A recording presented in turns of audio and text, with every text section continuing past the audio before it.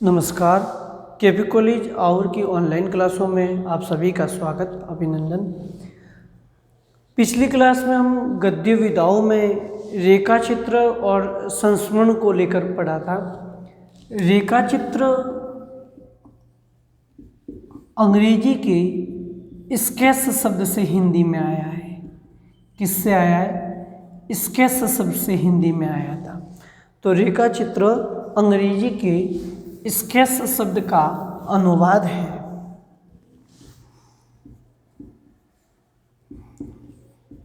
रेखा चित्र और संस्मरण। रेखा चित्र अंग्रेजी के स्केच शब्द का क्या है? अनुवाद है। और संस्मरण है वे मेमोयर्स शब्द का अनुवाद है। रेखा चित्र अंग्रेजी के स्केच शब्द का और संस्मरण अंग्रेजी की मेमोयर्स शब्द का अनुवाद है। रेखा चित्र कैसे होते हैं? रेखात्मक होते हैं। रेखा चित्र रेखात्मक होते हैं और संस्मरण विवरणात्मक होते हैं।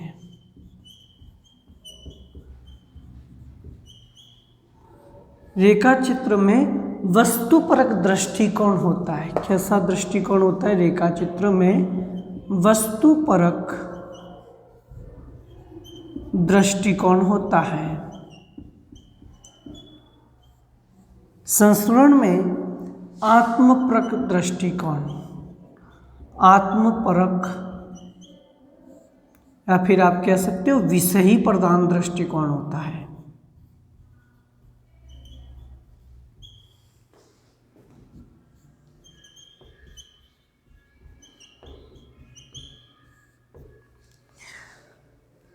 रेखा चित्र है वह रेखा चित्र में वस्तुपरक दृष्टिकोण होता है और संस्मरण आत्मपरक या विषयी प्रधान दृष्टिकोण होता है।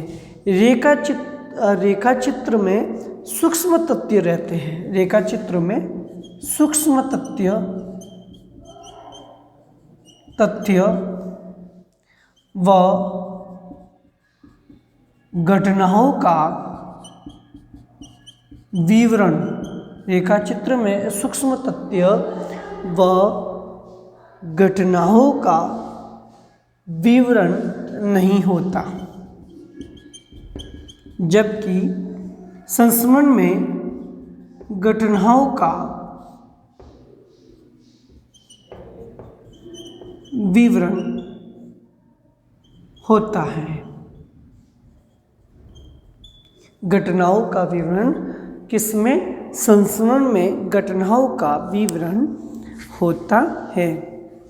रेखा चित्र में लेखक का व्यक्तित्व नहीं उभरता। रेखा चित्र में लेखक का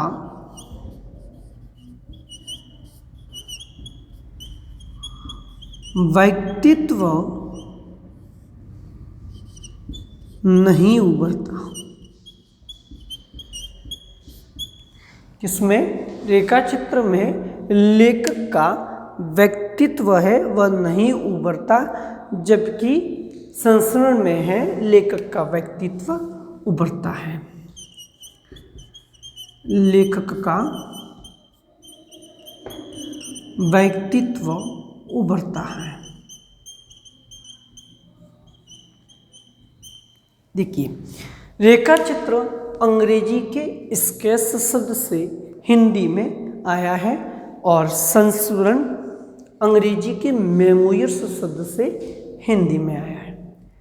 रेखा चित्र की परिभाषा देखा जाए तो जिस तरह से कोई चित्रकार, इसी शब्द से परिभाषा निकलेगी, जिस तरह से चित्रकला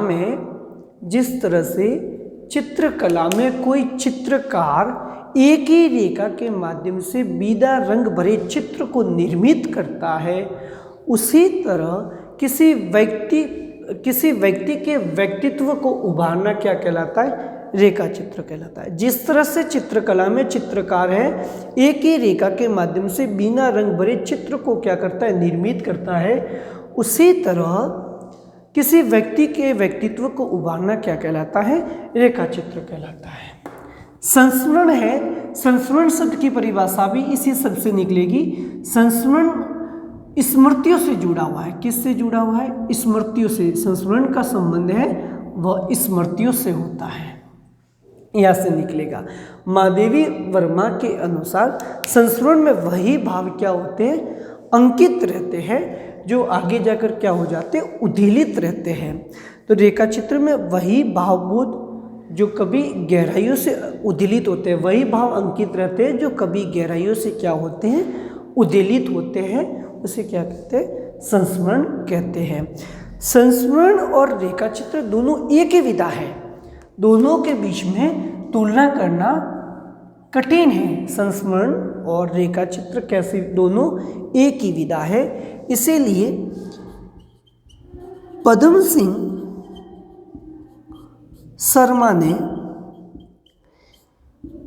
शर्मा ने कहा है कि रेखा चित्रकार है वह संस्मरणकार भी होता है, और संस्मरणकार है वह रेखा चित्रकार भी होता है। यानी कि रेखा चित्र लिखने वाला संस्मरण भी लिख सकता है और संस्मरण लिखने वाला रेखा चित्र भी लिखता है।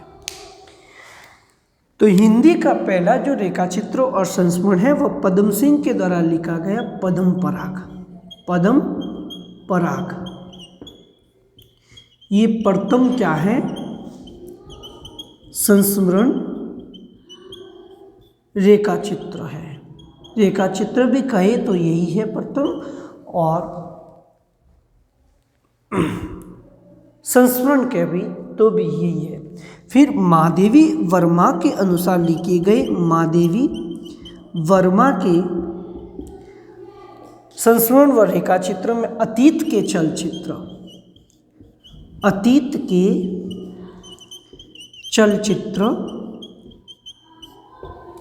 पथ के साथी, स्मृति की रेखाएं,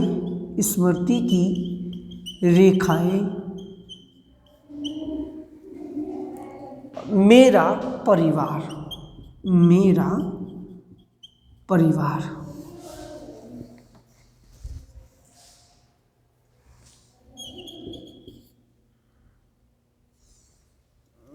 परिवार जुड़ा है, मेरा परिवार। ये महादेवी वर्मा के रेखा चित्र व संस्मरण है।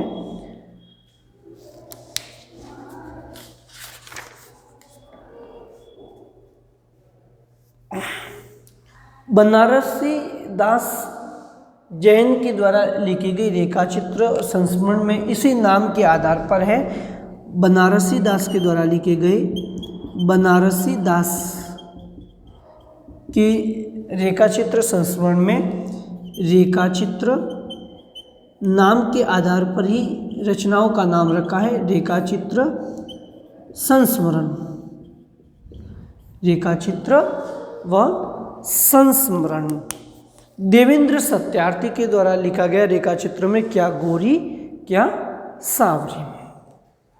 ये टॉपिक मैंने पिछली क्लास में आप लोगों को बता दिया था, फिर मैं दूसरी बार रिवाइज कर रहा हूँ। उसके बाद गद्य विधाओं में आत्मकथा और जीवनी को लेकर पढ़ेंगे।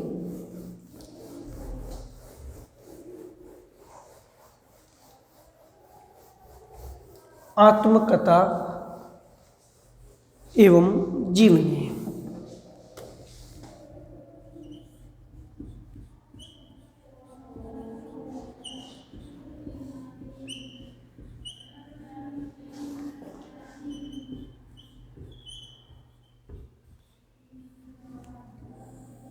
आत्मकथा एवं जीवनी।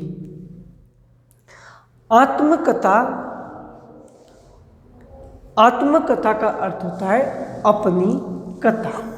आत्मकथा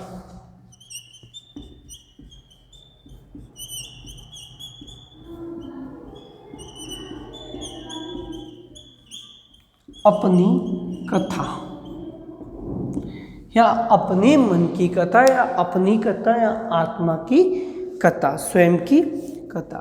तो आत्मकथा, अपनी कथा, जब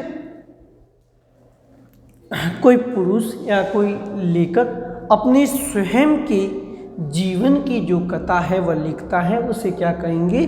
आत्मकथा कह सकते हैं। यानी जब कोई महान व्यक्ति अपने जीवन की महत्वपूर्ण घटनाओं को श्रृंखलाबद्ध रूप से लिखता है, उसे क्या कहते हैं? आत्मकथा कहते हैं।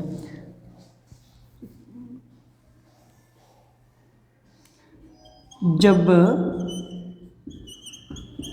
कोई महान व्यक्ति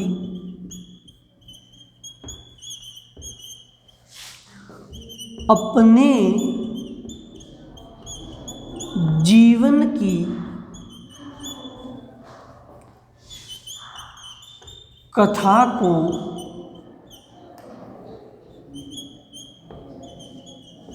श्रृंखलाबद्ध रूप से स्वयं लिखता है, स्वयं लिखता है, उसे उस साहित्यिक रचना को आत्मकथा कहते हैं। जब कोई महान व्यक्ति अपने जीवन की कथा को श्रृंखलाबद्ध रूप से स्वयं लिखता है, उस साहित्यिक रचना को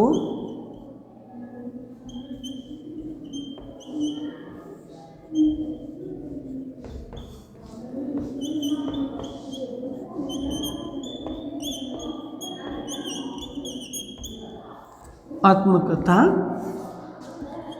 कहते हैं।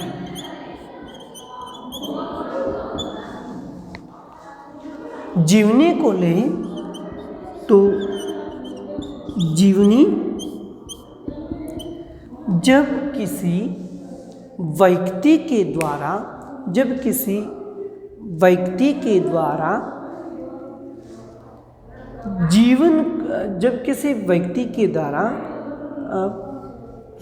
किसी घटना को श्रृंखलाबद्ध रूप से अन्य लेखक या अन्य महापुरुष की घटनाओं को जो लिखा जाता है, आत्मकथा में तो अपनी स्वयं की कथा होती है, लेकिन जीवनी में अन्य महापुरुष की घटना का विवरण है, वह श्रृंखलाबद्ध रूप से लिखा जाता है, उसे क्या कहते हैं? जीवनी कहते हैं।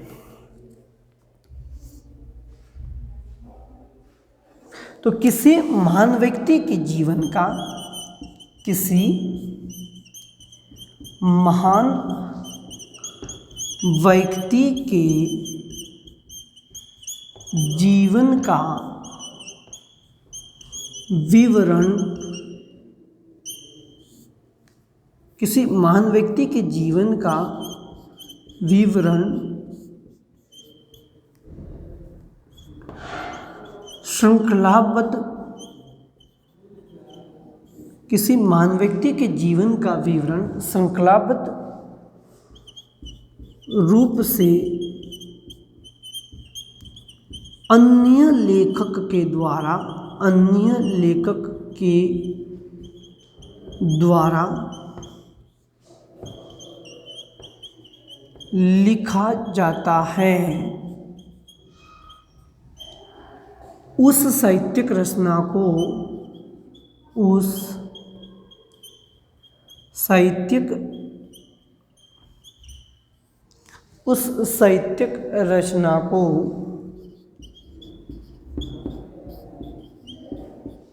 जीवनी कहते हैं।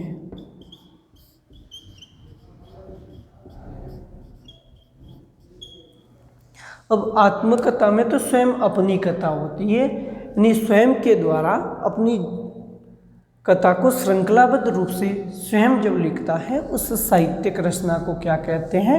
आत्मकथा कहते हैं। जीवनी किसी महान व्यक्ति के जीवन का विवरण श्रृंखलाबद्ध रूप से अन्य लेखक के द्वारा लिखा जाता है, उसे क्या कहते हैं? उस साहित्यिक रचना को जीवनी कहते हैं। हिंदी की पहली जो आत्मकथा है वह बनारसी दास जैन के द्वारा लिखी गई पहली जो आत्मकथा है, आत्मकथा बनारसी दास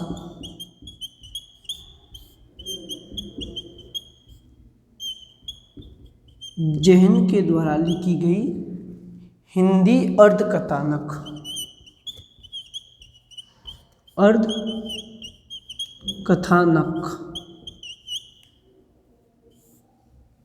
ये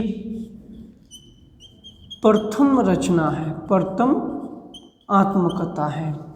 अर्धकथानक बनारसी दास जैन के द्वारा लिखी गई।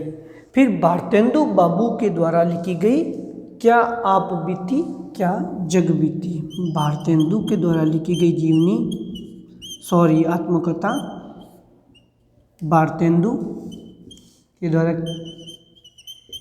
क्या आप बीती कि हाँ जग बीती, क्या आप बीती क्या कुछ आप बीती कुछ जग बीती है, क्या आप बीती क्या जग बीती नहीं, कुछ आप बीती कुछ जग बीती, ऊपर लिख देते हैं। तो पहली हिंदी की जो आत्मकथा है वह बनारसी दास जैन के द्वारा लिखी गई अर्धकथानक है। फिर भारतेंदु जी के द्वारा लिखी गई आत्मकथा कुछ आप बीती कुछ जग बीती।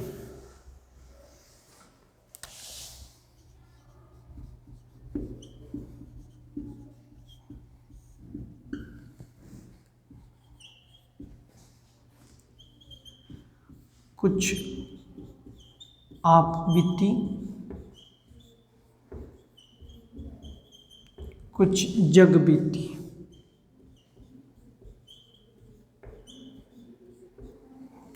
कुछ आप बीती कुछ जग बीती भारतेंदु के द्वारा लिखी गई आत्मकथा। जवाहरलाल नेहरू के द्वारा लिखी गई मेरी कहानी, जवाहर लाल नेहरू जी के द्वारा लिखी गई आत्मकथा मेरी कहानी, मेरी कहानी। राहुल संकृत्यान के द्वारा लिखी गई आत्मकथा में राहुल कृत्यायन के द्वारा लिखी गई आत्मकथा मेरी जीवन यात्रा, मेरी जीवन यात्रा। राहुल संकृत्यान के द्वारा लिखी गई आत्मकथा मेरी जीवन यात्रा। गुलाब राय के द्वारा लिखी गई आत्मकथाओं में मेरी असफलता, गुलाब राय मेरी असफलता, असफलता है, मेरी असफलता है। यशपाल जी के द्वारा लिखी गई आत्मकथाओं में सिहावलोकन, सिहावलोकन। यशपाल के द्वारा लिखी गई आत्मकथा में सिहावलोकन। हरिवंश राय बच्चन जी के द्वारा लिखी गई आत्मकथा हरिवंश राय बच्चन के द्वारा लिखी गई आत्मकथाओं में क्या भूलूं क्या याद करूं। हरिवंश राय बच्चन के द्वारा लिखी गई आत्मकथा क्या भूलूं क्या याद करूं। नीड़ का निर्माण फिर से, नीड़ का निर्माण फिर से। बसेरे से दूर, बसेरे से दूर। 10 द्वार से सोफान तक, 10 द्वार से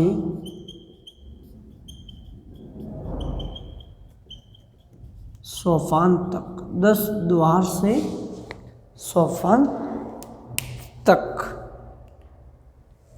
तो ये आत्मकथा है।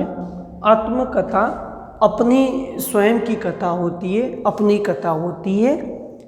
जब कोई व्यक्ति अपने जीवन की घटनाओं को श्रृंखलाबद्ध रूप से लिखता है, उस साहित्यिक रचना को क्या कहते हैं? आत्मकथा कहते हैं। हिंदी की जो पहली आत्मकथा है वह बनारसी दास जैन के द्वारा लिखी गई अर्धकथानक है। जवाहरलाल नेहरू जी के द्वारा लिखी गई मेरी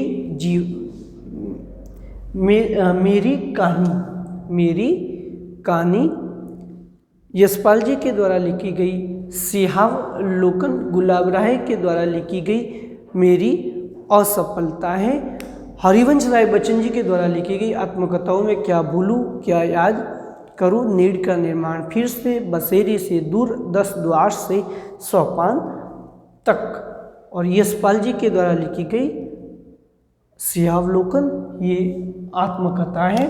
फिर जीवनी जब किसी व्यक्ति के द्वारा, जब किसी महान व्यक्ति की घटनाओं को श्रृंखलाबद्ध रूप से अन्य लेखक के द्वारा लिखा जाता है, उसे क्या कहते हैं? जीवनी कहते हैं। उसे क्या कहते हैं? जीवनी कहते हैं। हिंदी की जो पहली जो जीवनी है वो भारतेंदु के द्वारा लिखी गई बादशाह दर्पण है।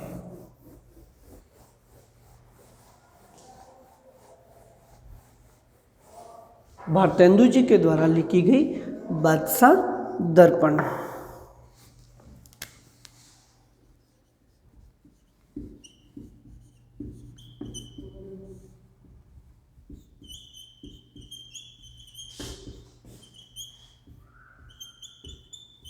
बादशाह दर्पण अमृत राय के द्वारा लिखी गई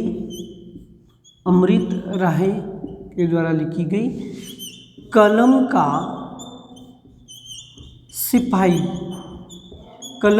सिपाही किसको कहा गया है? प्रेमचंद को। कलम का सिपाही। फिर आप ले सकते हो विष्णु प्रभाकर के द्वारा लिखी गई जीवनी, विष्णु प्रभाकर जी के द्वारा लिखी गई जो जीवनी है आवारा मसीहा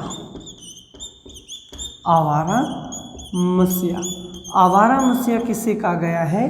एक प्रसिद्ध बंगला उपन्यासकार शरत चंद्र चट्टोपाध्याय की जीवनी है। बंगला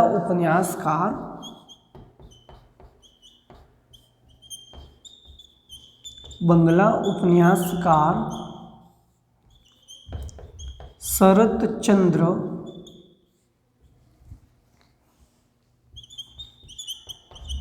चट्टोपाध्याय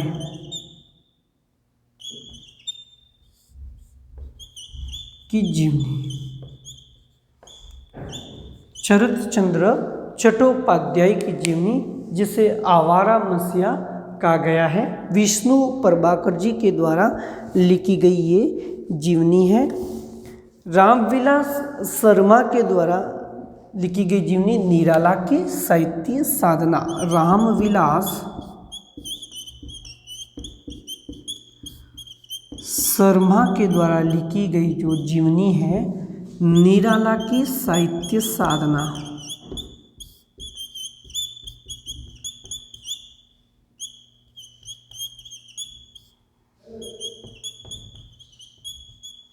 निराला की साहित्य साधना रामविलास शर्मा के द्वारा लिखी गई है। शांति जोशी के द्वारा पंत की जीवनी, शांति जोशी के द्वारा लिखी गई जो जीवनी है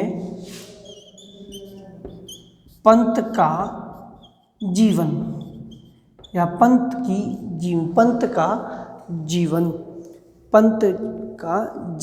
पंत कौन? सुमित्रानंद पंत के लिए पंत की जीवनी, सुमित्रानंदन पंत की जीवनी है।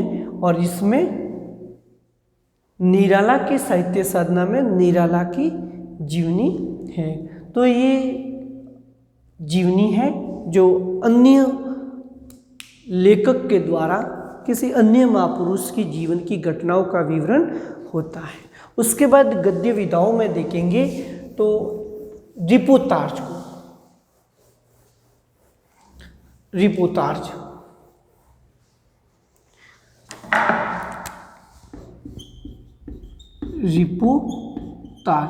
रिपोतार्ज है, ये फ्रांसीसी भाषा का शब्द है। रिपोतार्ज किस भाषा का शब्द है? तो रिपोतार्ज है वो फ्रांसीसी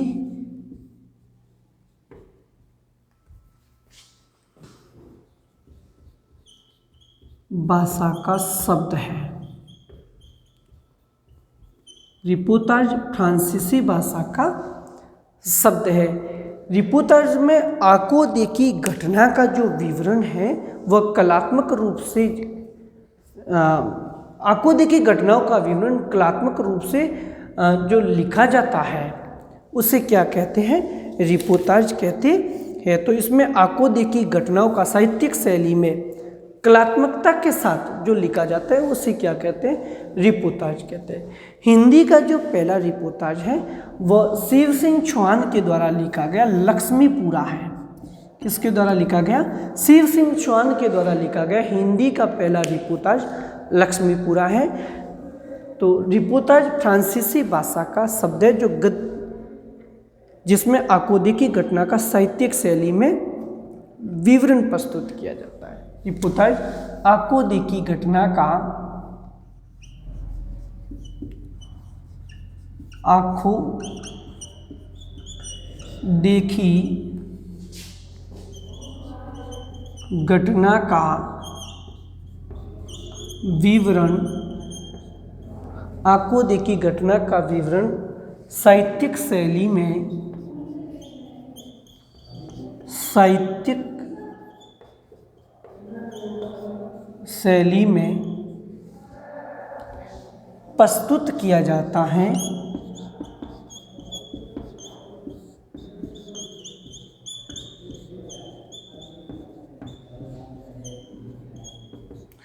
तो रिपोतार्ज फ्रांसीसी भाषा का शब्द है जिसमें आंखों देखी घटनाओं का एक श्रृंखलाबद्ध रूप से साहित्यिक शैली में जो प्रस्तुत किया जाता है उसे क्या कहते हैं? रिपोतार्ज कहते हैं।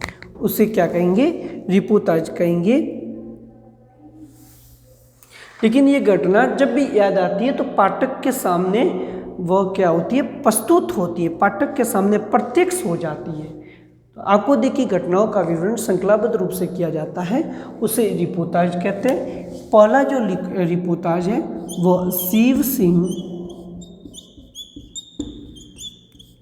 चौहान के द्वारा लिखा गया, शिव सिंह चौहान के द्वारा लिखा गया लक्ष्मीपुरा, लक्ष्मीपुरा, शिव सिंह चौहान के द्वारा लिखा गया लक्ष्मीपुरा। रांगे राघव के द्वारा लिखा गया तूफानों के बीच, रांगे